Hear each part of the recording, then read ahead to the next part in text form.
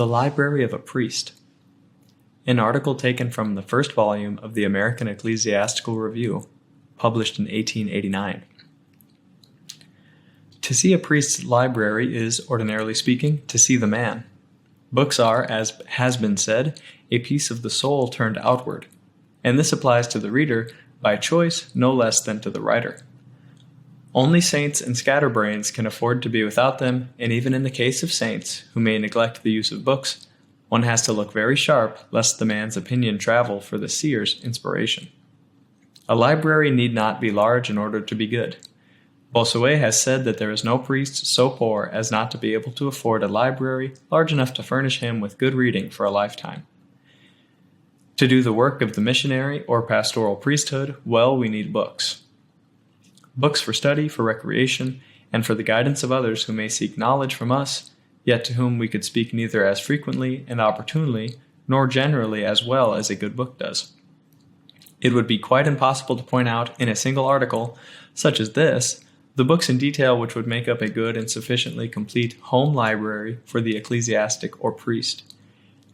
But we may suggest the general plan upon which it should be formed, mentioning for the sake of illustration some books in particular, and warning the book lover against errors common enough, and into which few fall who do not regret it later on.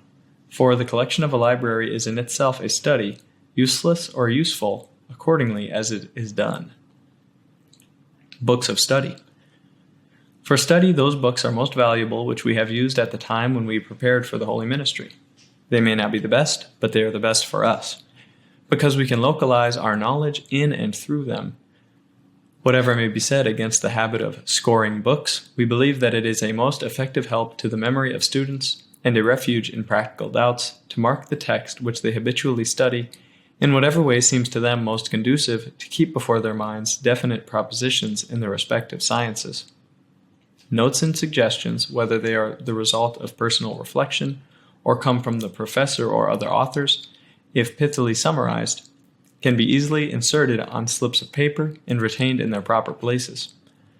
Such notes have commonly a stimulating influence. They foster originality and independence of judgment, and as they are in company of the approved textbook, there is no danger of their leading to extravagance.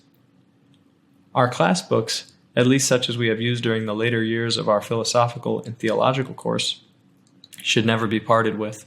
They are in a measure the foundation of whatever knowledge will come to us thereafter, when there is little chance of unlearning the old things and no chance of beginning anew. All additions to our library should be made, in the first place, upon the lines of topics suggested by our former class books and with reference to them. This helps to complete our knowledge in a simple, definite, and always rightly suggestive way. In moral theology, one author is hardly satisfactory for the practical purposes of the mission.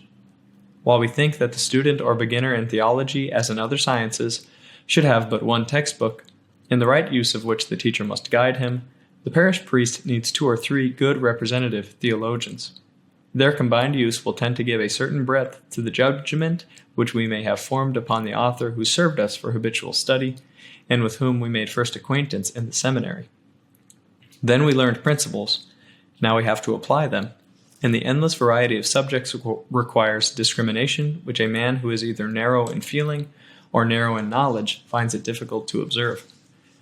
Besides, to have several authors on the subject which, of all others, most interests us by reason of our calling, and on many points of which there must and should be a difference of opinion, is a help to those useful, if amicable, discussions which will arise using associate priests with reference to disputed points in moral law. Next, we stand in need of dogmatic and apologetic literature, which must furnish us with accurate statements in matters of faith for the purpose of teaching, preaching, catechizing, etc. Here, latitude and personal judgment is out of place. We deal with the words and revelations of God, the law from which we may not move an iota in our teaching. Nevertheless, the methods of explaining that law are various, and different authors may suit different minds. In general, we would suggest as most satisfactory, aside of the seminary textbooks, those which have copious indexes. Fortunately, it happens that many of the most reliable works in theology have that commodious apparatus. We might suggest as a good example the Cursus of Billoir, who interprets the Summa of St. Thomas amply and with precision.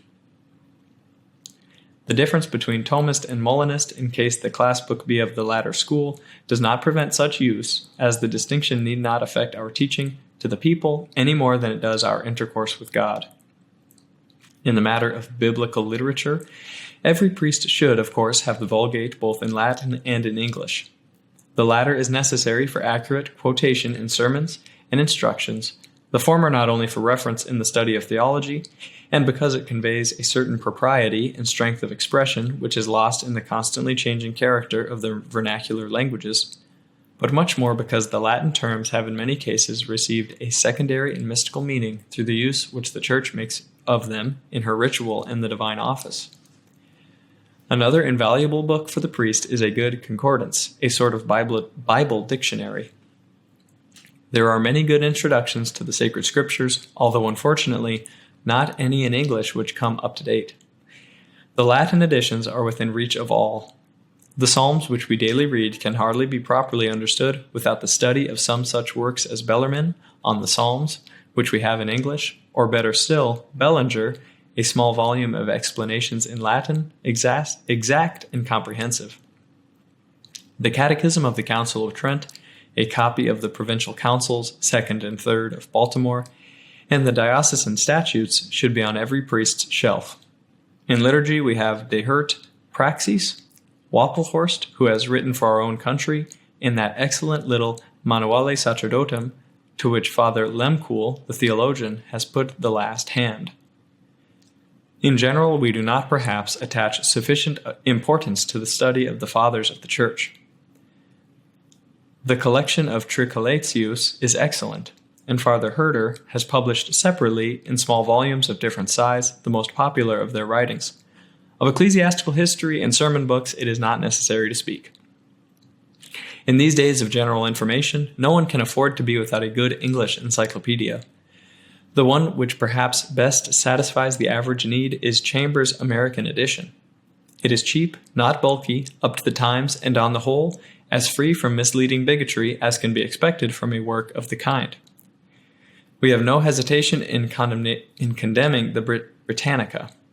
It is avowedly anti-Catholic, and though its scientific articles are altogether of a superior character, this fact does not compensate a tithe for the many historic falsehoods and calumnious statements regarding the Catholic religion and the institutions even remotely connected with the Church. If a priest need accurate information on scientific points, there are many books where he may find it. That which makes an encyclopedia principally valuable to him is wholly lacking in the Britannica, which is moreover expensive and inconvenient in its arrangement of special topics for the use of non-professional men. It is easy on the whole to increase our stock of books in any particular line of study which chances to attract us by consulting the opinion of those who are versed in such matters. It occurs to us that it would be an immense help, especially for the young priest, if literary conferences, academies, or casinos could be formed, especially in our larger cities, where with little organized labor and a great deal of pleasure, the experience of each in this matter of books might be put to common profit. We have heard of such gatherings in Europe, but do not know whether they exist among us. In some of the older dioceses of France, the diocesan authorities direct and even provide a certain class of literature, especially adapted for the use of the clergy. These embrace liturgy, methods of catechizing, etc., meditation books, and a course of select spiritual reading from the Fathers and other approved ascetical writers. Current pastores necessarium librorum superlectilum, si non egeant libris pro aliis, egent libris pro se, ut is legendis tempus preciosum impendeant utiliter.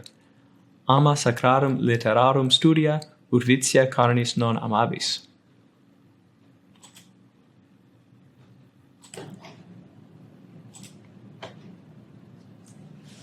Books for recreation. Apart from the books where we gain the necessary information to fulfill properly what might be called our professional duties, every priest has, of course, his books of devotion. But he ought also to have a selection which will serve him for recreation. When the mind has been fatigued with studies of a more laborious kind, says Watt in his Improvement of the Mind, or when it is in any way unfit for the pursuit of more difficult subjects, it may be as it were unbent and repose itself a while on the flowery meadows where the Muses dwell. It is a very sensible relief to the soul, when it is overtired, to amuse itself with the numbers and beautiful sentiments of the poets, and in a little time this amusement may recover the languid spirits to activity and more important service. The reading of the classical poets is indeed of great value, whatever the ultra-practical men of modern times may say to the contrary. The poetic sentiment is natural to man in his better condition, and it is very powerful. The fact is that few among the great minds in history can be counted in any sphere, except perhaps the military, who have not had strong touches of this Pierian love. Much of the moral law and the traditions and sentiments of our ancestors of all nations, representing far more virtue than vice, could not have endured through the strife and changes but for the fact that they were handed down in poetry. The Old Testament bears ample witness to the power of poetic form and the divinely intended design which it plays in influencing men for good. The old Greek and Roman classics, if read with judgment, can still teach us much that is good, and while we fully appreciate the peculiar excellencies of the later Christian poets, we think it a gain to seize upon truth wherever 'tis found, among your friends, among your foes, on Christian and on heathen ground, the flowers divine wherever it grows, neglect the prickles and assume the rose. Books of doubtful or bad character, be sure of it, do not recreate. They sap your best strength, they destroy vitality. In all our studies and pursuits of knowledge, let us remember that virtue and vice, sin and holiness, and the conformation of our hearts and lives to the true religion and morality are things of far more consequence than all the furniture of our understanding and the richest treasures of more speculative knowledge. And that because they have a more immediate and effectual influence upon our eternal felicity or eternal sorrow. And if they be not good to read, they are surely not good to keep. The books we choose for our library to serve as light reading should have the character of pleasant friends, with whom we might chat at all times when not occupied in serious labor. Being light, they need not be shallow or frivolous. They should invariably be such as bear repeated reading. That is, like a pleasant friend, they should not lose their value for us, after being once known, so as to weary in the second or third reading. On the other hand, they should not be like those companions with whom we trifle away hours objectless and profitless, and who, while we realize that they are perfectly useless to us, are a sort of substitute for utter and enervating idleness. It is well, however, to have several kinds of books for light reading as recreation, provided they have all the element of permanency in their usefulness to us. Discursive reading is not to be condemned. The Unius Libri man is excellent, but he may not go far enough or live long enough to profit anybody. We rather second Boswell's opinion, who, commending Johnson's method in this respect, sees some analogy between the mind and the body. The flesh of animals who feed discursively is allowed to have a higher flavor than that of those who are cooped up. May there not be the same difference between men who read as their taste prompts and men who are confined, etc. Temptations. With young men, perhaps with old ones too, there is a hardly perceptible line which separates taste for books from a passion for buying books. A catalogue, a bookshop, a library sale in the newspaper, these and kindred topics sharpen the appetite which, like the watery disease, crescit indulgens sibi.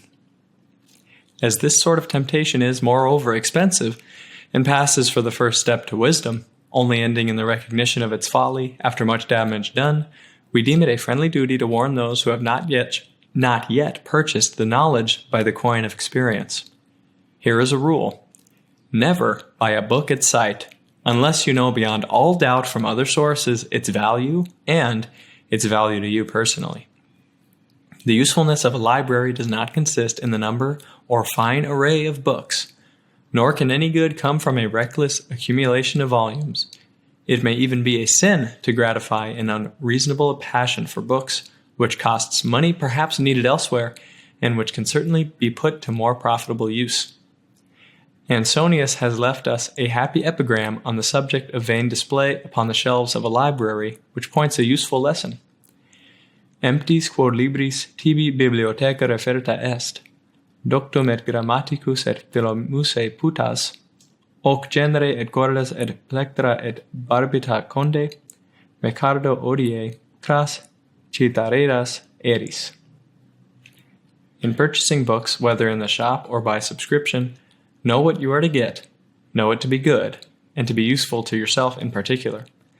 Independent of the fact that lavishing money on books, which once on our shelves may never come down until we move or die, is senseless, it sometimes goes to strengthen the arms of our adversaries by supporting the enterprises of those who are the bitterest enemies of faith and morality. This is particularly the case with a certain class of books or periodicals carried about by agents. The whole success of these publications is computed upon the weakness of desultory readers who are taken in by captious titles or illustrations, and where the name of one subscriber becomes the bait for the next on the well-arranged lists of which a clever agent knows how to make capital for himself. Good people who subscribe for such literature because they see the name of their priest on the list are scandalized and become distrustful of our judgment when they discover their mistake, and those who look before they leap may smile at or regret our thoughtlessness. But in either case we may have lost in their good opinion. For what?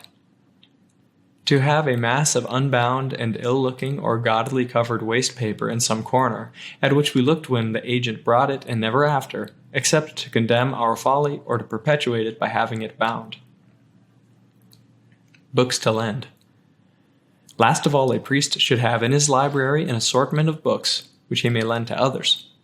Stories, tales, etc. for the young people who may have few opportunities or not care to use them until led to it by some superior. Then there are books for the sick who have no choice, and to whom a good book is often the best consoler and points out a way to a holier life. We need also apologetic books, instructions, Christian history, and the like to aid converts who want strengthening in the faith, or even for Protestants, who often sincere, come to us to know something of our religion. Of all these we should gladly give a list right here if it were possible to do so.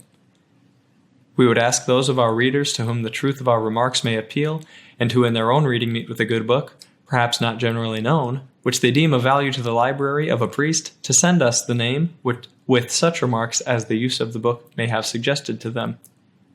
We shall be glad to give from time to time a systematic survey of certain classes of literature in the form of a library table for the priest, wherein such suggestions as we have indicated will find their proper place. A fixed plan, therefore, in the formation of our library, on lines in harmony with our necessary studies, and next with the natural bent of our minds. Secondly, caution in the purchase of books, never judging by the title or cover, but ascertaining first their real value to us in particular. These are the two main rules which will make us reap advantage from the collection of a library.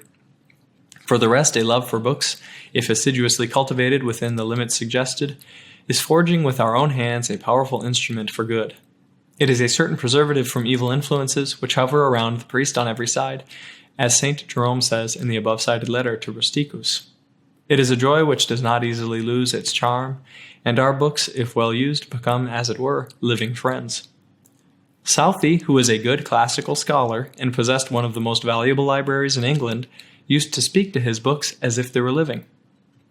Wordsworth writes of him to a friend in July 1840, "I found him patting with his hands his books affectionately like a child."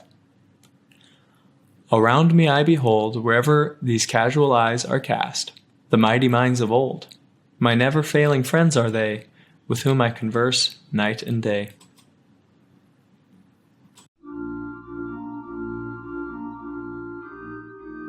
Thank you for listening to the Catholic Wire. If you have found this show helpful, please say a prayer for all our collaborators. Don't forget to subscribe to our channels and share with your friends. For questions and comments, you may contact us at thecatholicwire.org.